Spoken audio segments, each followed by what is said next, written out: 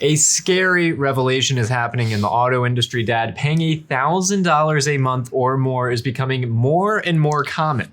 Dare I even say the norm? We have the latest breaking data from Edmunds. Now, the last time we talked about this, $1,000 a month car payments, a couple things. One was this was back in the summer. Yes. And we had data that actually broke it down by manufacturer. Okay. If I'm not mistaken, it was 25% of Ford customers in like the third quarter or something like that, second quarter. Yeah.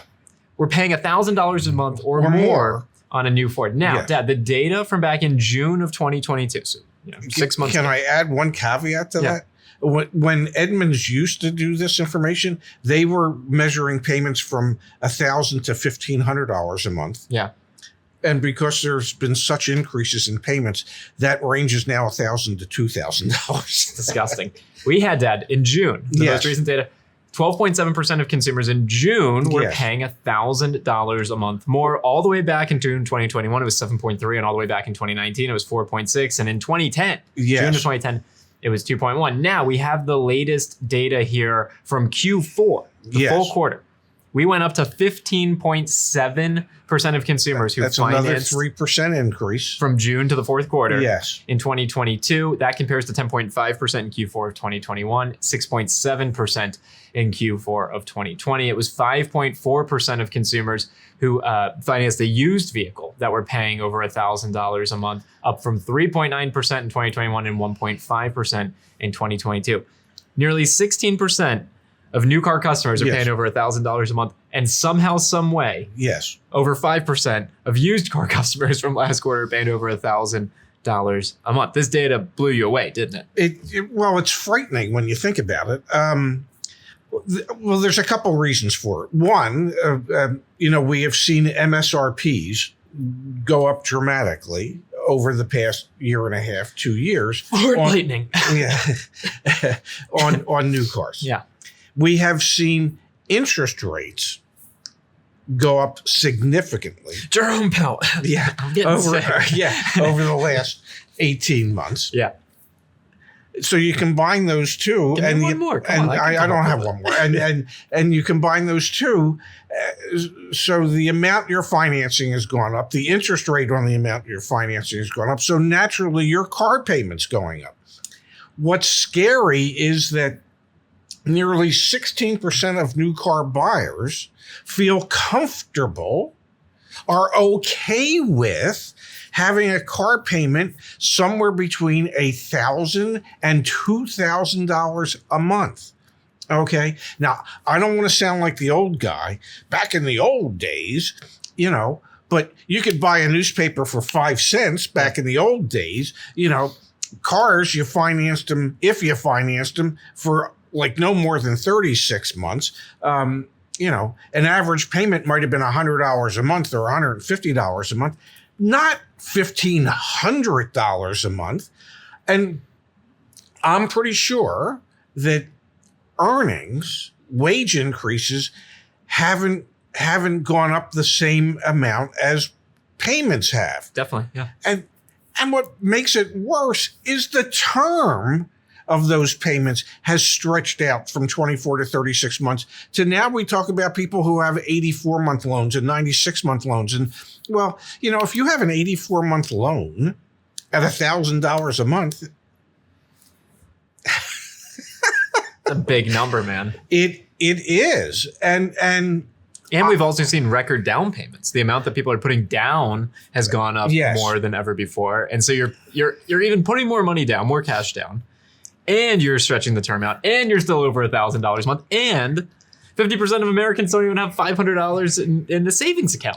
Thinking about getting an extended warranty? Go to joinyaa.com and check out our pricing there. There's no obligation, no spam, no robocalls. YAA for your extended warranty. You need 2 cars. Most families have at least 2 cars. I don't know how you could afford to have 2 car payments combined that reach $1,000, but how can you afford to have one of them be $1,000 and maybe the other one be, I don't know, $500 or $600, where you have $1,500, $1,600, $1,800 a month going just to pay for cars, for the finance portion of cars, not including the gas, not including the maintenance, not including the insurance, not including the depreciation. It is an astronomical number. And it's a number that suggests to me that as a nation, we're becoming absolutely stupid with what we can justify spending so that we can have some form of transportation.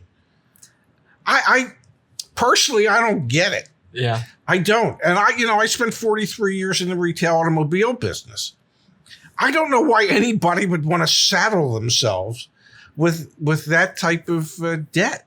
Yeah. Just to get a car. The Edmunds data is scary, to say the least. And there's other pieces. We did a separate video talking about how negative equity on trade-ins is going up. So it paints a very somber picture for those who are saddling themselves with this much debt, especially as vehicles depreciate again. Part of the reason we own CarEdge.com is because it helps you understand the total cost of ownership for a vehicle. And it's so important now more than ever before to be aware of that as you're entering into these $1,000 a month payments, because they're not $1,000 a month payments. They're $1,200 a month payments when you start to factor in $1,500 a month payments.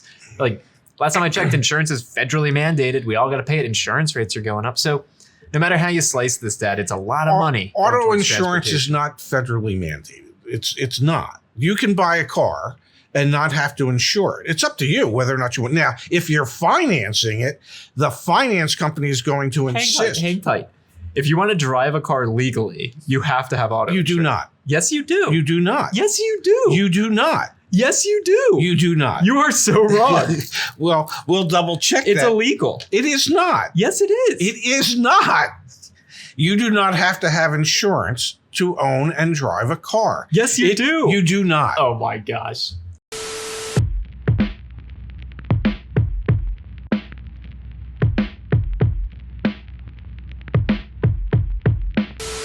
And anyway, yes, the focus of this video is the fact that consumers are overextending themselves and we're blown away by $1,000 a month plus payments in this Edmunds data. Factor in your other costs when you think about buying a car as well. And be prescient to the idea that a lot of people are probably overextending themselves right now. And that could lead to some interesting implications for the car market into the future. And it's not right now. It has been going on for years and years and years. I mean, I got into the business in 1977.